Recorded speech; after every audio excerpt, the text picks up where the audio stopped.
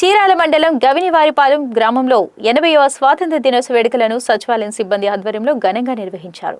ఈ కార్యక్రమానికి పంచాయతీ కార్యదర్శి నీలిమ అధ్యక్షత వహించి జాతీయ జెండాను ఆవిష్కరించారు.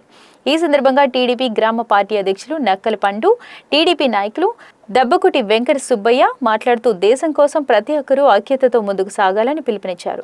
గ్రామ అభివృద్ధి లక్ష్యంగా ప్రజలు, ప్రజాప్రతినిధులు, అధికారులు కలిసికట్టుగా పనిచేయాలని అన్నారు. స్వాతంత్ర సమరయోధుల త్యాగాలను స్మరించుకుంటూ దేశ అభివృద్ధిలో ప్రతి ఒక్కరూ తమ వంతు బాధ్యతను నిర్వర్తించాలని వారు పేర్కొన్నారు.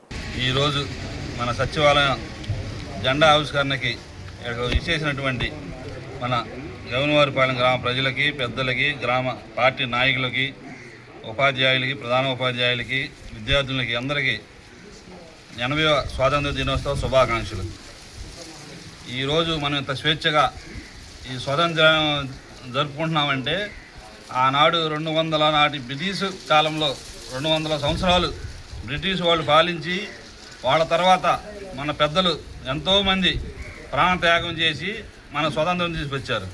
ఎప్పుడంటే 1947 ఆగస్టు 15న అర్ధరాత్రి మన స్వతంత్రం వచ్చింది.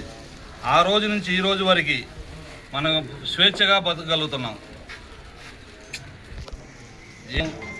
ఉపకారం చేయాలి కానీ అపకారం చేయకూడదు. మన చేతనంత సాయం చేయాలి తప్ప అపకారం అనేది చేయకూడదు. మన గ్రామాన్ని మనం డెవలప్ చేసుకోవాలి. మనం డెవలప్ చేసుకోవాలంటే ఎదుటి వాళ్ళు సాయం చేయాలి తప్ప అపకారం అనేది మనం ఎవరూ చేయకూడదు. అపకారం చేసేదంటే మన గ్రామ అభివృద్ధి చెందదు. అందుకని మన చేతనైనంత వరకు ఎదుటి వాళ్ళకి సహాయం చేయాలి. సహాయం చేయలేనప్పుడు సైలెంట్గా ఉండాలి. అందువల్ల ప్రతి ఒక్కరు గమనించి ఈ స్వాతంత్రం వచ్చిన సందర్భంగా ప్రతి ఒక్కరు స్వతంత్రాన్ని అభివృద్ధి చేయాలి తప్ప దాన్ని దిగదార్చకుండా ప్రతి ఒక్కరు గమనించవలసిందిగా కోరుతున్నాం.